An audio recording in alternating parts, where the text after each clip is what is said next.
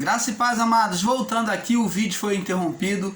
O tema é a vinda de Jesus sob o olhar de Isaías 53. Então, como estávamos falando, aqui em Isaías 53, no verso 7, diz assim: Ele foi oprimido e afligido, mas não abriu a sua boca. Como um cordeiro foi levado ao matadouro, e como a ovelha muda perante os seus tosquiadores, assim ele não abriu a boca.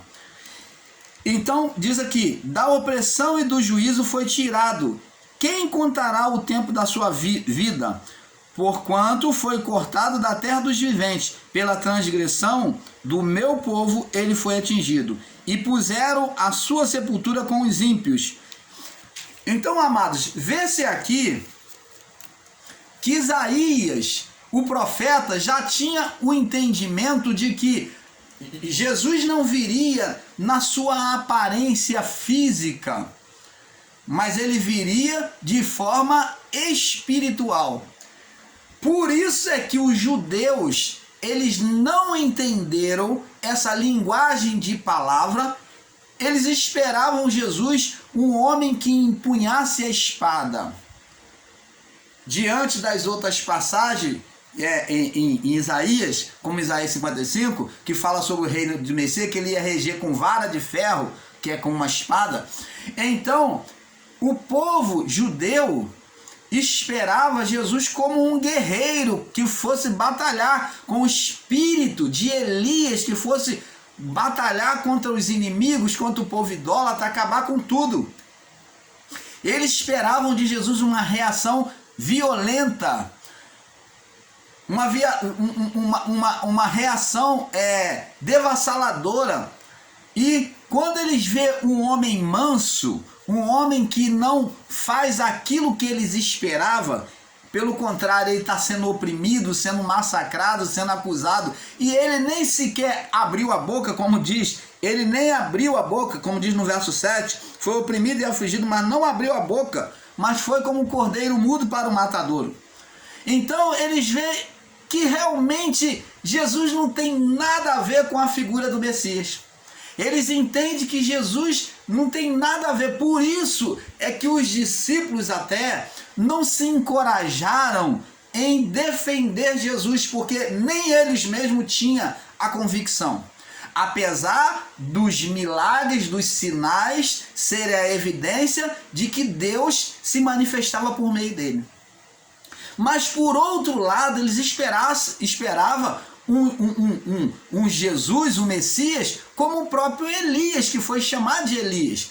Só que Jesus veio totalmente o oposto de Elias. Jesus não guerreava, Jesus não agia com fúria e poder, fazendo descer fogo dos céus, como Elias. Então eles tiveram dentro do seu coração uma decepção. Você vê que Jesus, quando nasceu, o povo não acreditou que ele viria de Maria, que o menino Jesus tinha nascido. Você vê que o próprio Herodes ainda acreditou mais nos seus magos, né? Acreditou mais do que muitos judeus, muitos israelitas daquela época, porque ele foi lá buscar caçar Jesus, com medo de perder o seu reino para ele. Então, amados, temos que ter esse entendimento, assim como o povo no passado. É isso que o irmão Paulo quer trazer ao seu entendimento. O valor de Jesus não estava no seu exterior. O valor de Jesus, o Messias, estava dentro. E ele não podia ser visto pela luz dos olhos. E assim também a vinda de Jesus, do reino de Deus. Quando o Espírito vem, ele é derramado sobre a humanidade, a criação naquela época, aquela geração. Então, ali está sendo devolvido o Espírito de Cristo. Isso significa e sinalizava a volta de Cristo. Vamos ver aqui, Jesus disse, porque o reino não vem com aparência exterior, não direi ei-lo ali ou ei-lo lá, porque o reino estará dentro de vós. Então Jesus agora ia vir da mesma forma que ele veio no ventre de Maria. A obra que Deus fez por meio de Cristo foi perfeita e ele vem trazer de volta a mesma obra, agora não mais no ventre de Maria, mas neste corpo humano de cada um de nós, sendo gerado dentro. Agora, assim como Jesus, ele poderia se sujeitar a Deus ou se sujeitar à carne. Na tentação do deserto, ele poderia ter cedido à carne, mas ele preferiu se sujeitar a Deus. Nós também temos essa escolha de sermos carnais ou espirituais. Não vivemos mais sob condenação de juízo, porque o juízo já aconteceu. Ele foi do período dos anjos, que tinha que haver o ponto final daquele período. E agora vivemos sobre o ministério do Espírito, da manifestação de Cristo. Então, amado, temos que ter este entendimento. A maior evidência pública da vinda foi o derramamento do Espírito Santo, pois só com o Espírito Santo, os espíritos, tanto dos vivos quanto dos mortos, estariam prontos para ser recebidos no céu, justificado, santificado e transformado em Cristo. Se não houve derramamento, não houve vinda. Se não houve derramamento do Espírito Santo, então Jesus não veio. Mas se o Espírito foi derramado, então Jesus veio da mesma forma que veio em Maria, sua mãe, sendo gerado agora em nós, dentro de nós. Muitos dos judeus não perceberam. Então, a mesma coisa que aconteceu com o povo judeu, onde muitos até hoje esperam a vinda do Messias, acontece hoje com o sistema religioso, com aqueles que esperam a volta de Jesus. Jesus já foi derramado dentro do nosso espírito, dentro do nosso coração. Mas muitos querem ver uma aparência dos olhos. Quando Jesus fala lá no livro de Lucas 17, do 20 ao 24, ele não vem mais, ele não estaria mais, o Filho do Homem não apareceria mais no meio deles. Amados, Cristo foi a medida perfeita usada por Deus para a salvação, pois assim a história se repete sobre as suas pisaduras, né? Pelas suas pisaduras. Então, você vê que ele foi pela pisadura fomos salvos, né? Ele diz aqui: assim a história se repete pelas suas pisaduras, onde o plano de salvação divino se repetiu pela história dele, por ele, para ele porque por ele, para ele são todas as coisas, né? Então vemos que por Cristo e para Cristo são todas as coisas. Todas as coisas agora seria feito por meio dele, porque o plano de salvação foi perfeito para Deus. Então Deus usa agora mesmo procedimento, o mesmo caminho que Jesus disse para aquele povo naquela época: eu sou o caminho, a verdade e a vida. Disse para eles, porque eles entenderam isso, porque lá nas leis de Moisés, no deserto, ele já era o caminho, ele conduzia o povo. E no tabernáculo ele se colocou como a porta. E tinha lá a bacia com água que representava a vida, que era a purificação. Então, agora o caminho, a verdade e a vida permanece sendo Cristo o exemplo perfeito, né? O plano de salvação que houve e permanece, porque ele é sacerdote uma vez para sempre. Não há mudança de sacerdote. Então tudo agora vai ser por ele, por meio dele, por ele e para ele. São todas as coisas. Porque nele, por ele e para ele são todas as coisas. Então, foi para isso agora que foi feito o caminho do plano da salvação de Deus. Seria repetido, né, em nossas vidas, com o Espírito em nós, gerando o Espírito Santo. O Espírito Santo está sendo gerado, ele já está em nós, mas esse crescimento espiritual vai depender do nosso espírito, de nós abraçarmos as coisas divinas, a palavra de Deus, se sujeitarmos à palavra, e então iremos crescer espiritualmente no entendimento. E assim, por meio disso, o reino de Deus será manifesto em nossas vidas. Mas aquele que é carnal, apesar de o Espírito estar nele, ele permanecerá apagado, porque o espírito da pessoa está apagado em relação a Deus, as coisas de Deus, porque ele é carnal, ele não se volta para as coisas do Espírito. Então esses não poderão provar do reino de Deus, não verão o reino de Deus. Essa manifestação do reino, que é o benefício, o cuidado de Deus sobre as suas vidas diretamente. Hoje, após o juízo, não poderemos mais ver a aparência, ver pela aparência dos olhos, mas com a revelação de Deus, com olhos espirituais. Vamos ver lá no livro de Lucas, capítulo 9, aonde Jesus mostra para Pedro, Pedro vê com os olhos espirituais, 9, 18 ao 20. Pedro vê com olhos espirituais, 18 ao 20. Então os olhos espirituais de Pedro é aberto e ele pode entender, ele pode ver realmente quem é Jesus. E aconteceu que estando ele, no verso 18, 9 e 18, orando, estavam com ele os discípulos e perguntou-lhe dizendo: quem diz a multidão que eu sou? E respondendo eles disseram: João Batista, outros Elias e outro um dos antigos profetas. Um dos antigos profetas ressuscitou. Disse-lhe: e vós, quem dizeis que eu sou? E respondendo Pedro disse: o Cristo de Deus.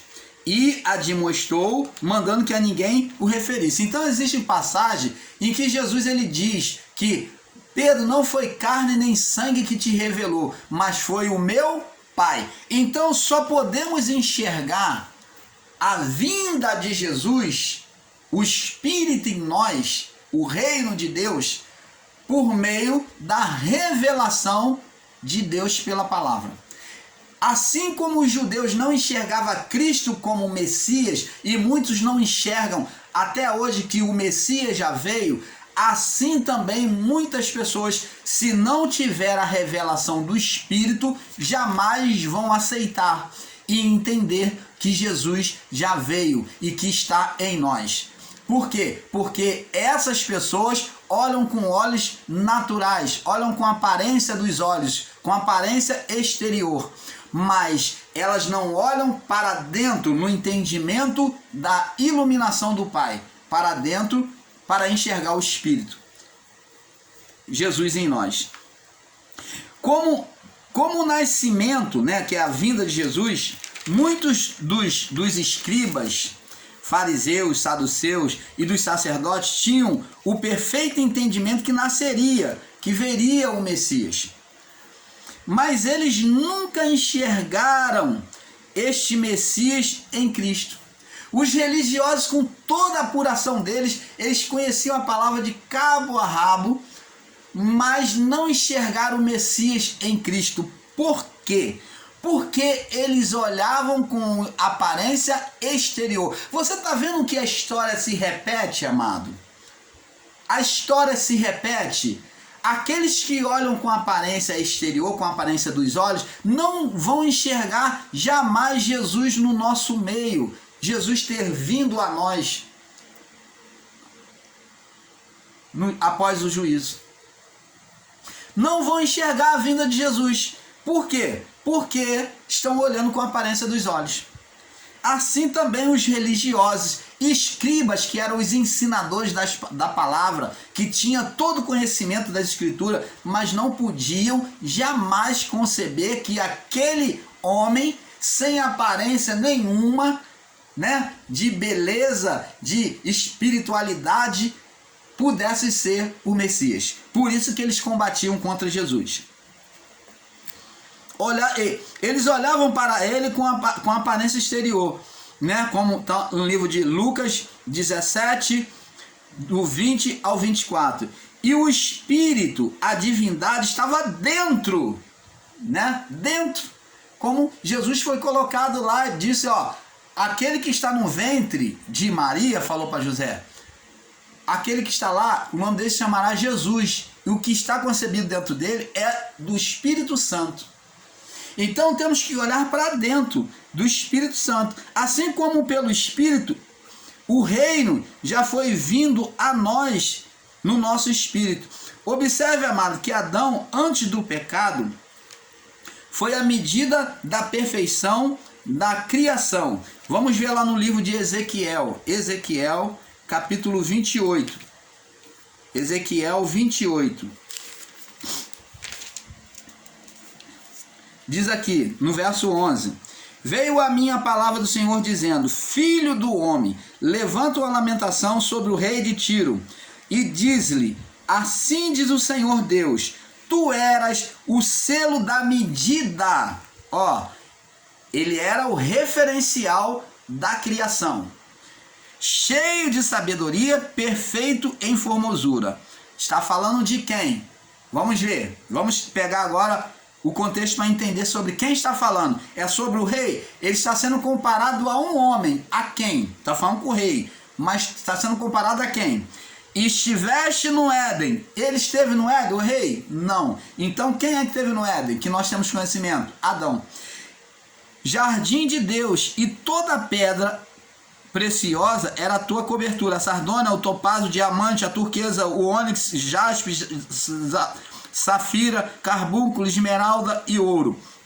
E em ti se fizeram os teus tambores e os teus pífaros. No dia em que foste criado, foram preparados. Que foste preparado. Tu eras o querubim ungido para ungir, para te... Tu era o querubim ungido para cobrir, te estabeleci no monte santo de Deus estava, no meio das pedras afogueadas andavas. Era perfeito em todos os teus caminhos, desde o dia em que foste criado, até que se achou iniquidade em ti. Então, preste atenção. O que temos que, com entendimento, entender é que Adão foi um querubim. Isto é o que está relatado aqui. Ele foi um querubim. Ele foi um querubim da guarda. Diferente do que o sistema religioso ensina, que foi um anjo que caiu do céu, que se rebelou contra Deus. Sim, foi um querubim que se rebelou contra Deus. Não, a rebelião não foi nos céus, a rebelião foi na terra. Então, Adão foi um querubim nos céus que foi criado aqui na terra. Deus pegou e formou um corpo para ele e soprou esse querubim sobre este corpo, sobre esta matéria. Adão foi criado nos céus, ele já existia nos céus, como um querubim da guarda de Deus. As suas asas cobriam o seu rosto. Lembra que o querubim guardava a santidade de Deus? Ele é representado na arca da aliança. O querubim é aquele anjo com a asa que tampa, cobre o rosto e protege a asa. Protege o seu rosto, não mostra o seu rosto e protege a arca com as suas asas. Então, guardando a santidade de Deus. Esse querubim, Deus na sua criação criou e quis estabelecer ele na criação, dando a ele um poder, um governo na criação humana. E ele, no seu estado aqui embaixo de glória, ele se levantou contra Deus. Ele se levantou contra Deus. E ele se corrompeu. Mas a corrupção dele não foi nos céus. A corrupção dele foi aqui. Vemos bem claro isso sobre a palavra. Então, amados, vemos aqui que Adão foi a medida perfeita da criação. Só que ele se corrompeu. Agora Deus vem fazer quem? Vem fazer quem? Cristo. Sobre um corpo decadente, em condenação, ele põe o seu espírito lá. Ele põe o seu espírito. A mesma glória que estava sobre Adão, mas num corpo decadente. Por isso que Paulo diz que ele foi feito um pouco menor que os anjos. Por quê? Menor como? Ele foi menor em virtude, em poder? Não, porque o poder foi o mesmo. Mas quando Paulo diz que ele foi um pouco menor, fala na estatura do corpo humano, porque ele foi preso a este corpo decadente. Por isso que ele foi feito um pouco menor que os anjos. Mas Deus disse que a todos os anjos que viesse o sujeitar. Você está entendendo, amado? Então Cristo passou a ser a medida perfeita. Por quê? Porque nele o plano de salvação foi perfeito. E ele passou a ser a medida perfeita. Vamos ver. Na sua corrupção, Adão deixou de ser a medida perfeita. E o segundo Adão, que é o último Adão, passou a ser o referencial da medida na criação. Então, não espere a volta de Jesus, porque Jesus já está em nós. Ele foi posto como foi colocado no ventre de Maria, sobre a vida humana de Jesus o Nazareno. E da mesma forma que foi colocado sobre a vida humana, sobre o corpo de Jesus Nazareno, ele tem sido colocado em nós, num corpo decadente, agora levando-nos a cada dia ao crescimento e ao entendimento perfeito de Deus.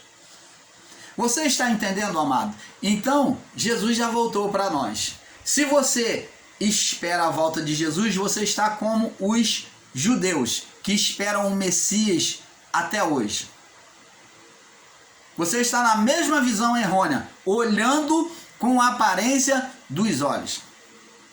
Então, amado, com este assunto nós vamos ficando por aqui, porque, como dizemos, é de pouco a pouco vamos crescendo no entendimento, porque é um pouco aqui, um pouco ali. Fique na paz, espero que todos tenham recebido um perfeito entendimento. Paz.